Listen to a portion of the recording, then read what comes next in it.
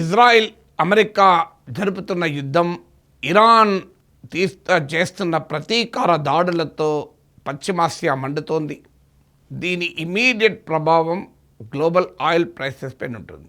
ఎందుకంటే ప్రపంచంలో ఉత్పత్తి అయ్యేటువంటి ముడి చమురులో అధిక భాగం ఇక్కడి నుంచే వస్తుంది.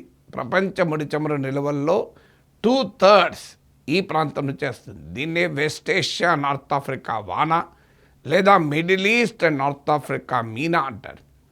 సో దీంతో 3 రకాలుగా గ్లోబల్ ఆయిల్ సప్లైస్ పైన ప్రభావం పడుతుంది. ఒకటి, స్ట్రెయిట్ ఆఫ్ హర్మూజ్ను మూసివేసింది already Iran. Strait of Hormuz ద్వారా 20 million barrels per day oil supply అవుతుంది. అంటే ఇండియా, చైనా 2 దేశాలు అతిపెద్ద ఆయిల్ కన్స్యూమర్లు ఇంపోర్ట్ చేసుకునే ఆయిల్కు సమానం. ప్రపంచంలో మొత్తం చమురు సరఫరాల్లో 20% స్ట్రెయిట్ ఆఫ్ హర్మూజ్ ద్వారా వస్తుంది. ఈ స్ట్రెయిట్ ఆఫ్ హర్మూజ్ను మూసివేస్తే జరిగే ఇంపాక్ట్ ఏంటంటే 20% ఆఫ్ ఆయిల్ సప్లైస్ రీరూట్ కావాలి. రీరూట్ కావాలి అంటే సౌత్ ఆఫ్రికాలోని కేప్ ఆఫ్ గుడ్ హోప్ ద్వారా పోవాలి.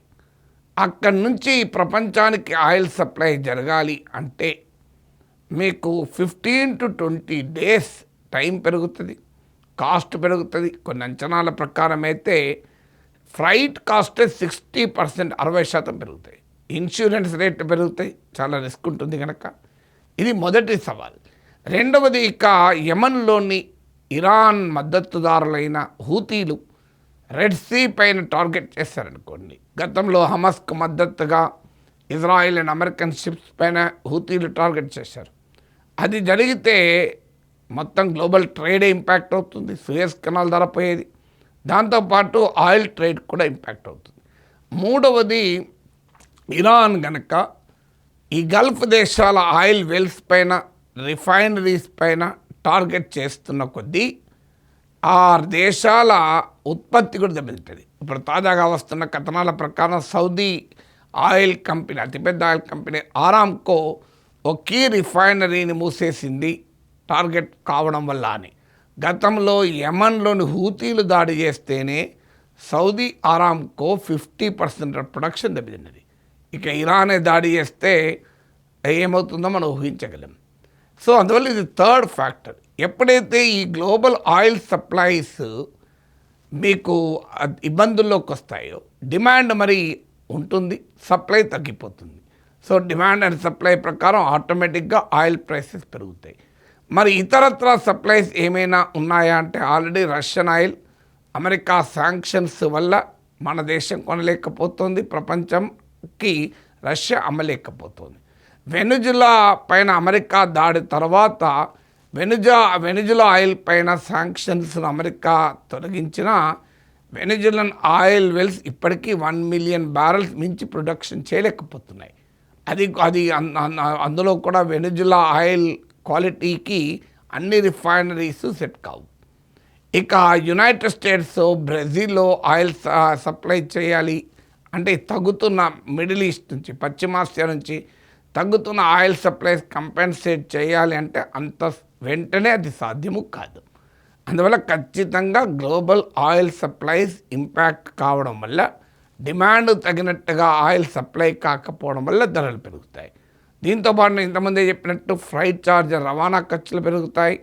అలాగే మీకు ఇన్సూరెన్స్ ప్రీమియం పెరుగుతుంది. ఎందుకంటే రిస్క్ని బట్టి ఇన్సూరెన్స్ ఉంటుంది కనుక యుద్ధ సమయంలో రిస్క్ పెరుగుతుంది కనుక అనివార్యంగా ప్రైస్ పెరుగుతుంది. అప్పుడు మరి సప్లై రావడానికి ఇంకేదైనా మార్గం ఉందా అంటే అమెరికాకు, చైనా వద్ద భారీగా స్ట్రాటజిక్ ఆయిల్ రిజర్వ్స్ ఉన్నాయి. వ్యూహాత్మక చమురు నిల్వలు అంటారు. మన దేశం దగ్గర ఉన్నాయి కానీ మన దగ్గర పరిమితంగా ఉన్నాయి. మన విశాఖపట్నం సమీపంలో కూడా స్ట్రాటజిక్ ఆయిల్ రిజర్వ్స్ ఉన్నాయి కానీ మన దగ్గర పరిమితం. అమెరికా దగ్గర 415 మిలియన్ బ్యారల్స్ ఆయిల్ నిల్వలు ఉన్నాయి.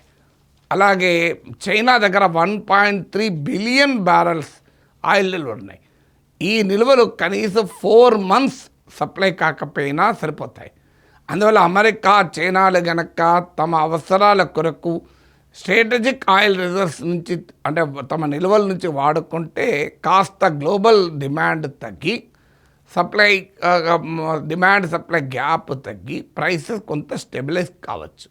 సో ఎంతవరకు ప్రైసెస్ పెరుగుతాయి? లాస్ట్ జూన్లో $100 to $120 పర్ బ్యారెల్ వరకు పెరుగుతాయని అంచనా వేస్తే $80 వరకు చేరుకుంది. అంటే లాస్ట్ టైం 12 డే వార్ అది. ఆ 12 డే వార్లో కూడా ఈ ఇంటెన్సిటీలో జరగలేదు. ఇరాన్ కూడా ఈ ఇంటెన్సిటీలో టార్గెట్లు చేయలేదు కూడా. అయినా కూడా $70 పర్ బ్యారెల్ బిలో ఉన్నది కాస్త $80 పర్ బ్యారెల్కు పెరిగింది. $10 పెరిగింది. ఇప్పుడు ఈ దాడి జరిగిన వెంటనే ఒక 8% పెరిగింది గ్లోబల్ ఆయిల్ ప్రైస్. అంటే ఇప్పుడు తాజాగా $73 పర్ బ్యారెల్ ఎవరేజ్న ఉంది. ఇది $100 పర్ బ్యారెల్ చేరుకుంటుంది అన్న ఆందోళన వ్యక్తమవుతుంది.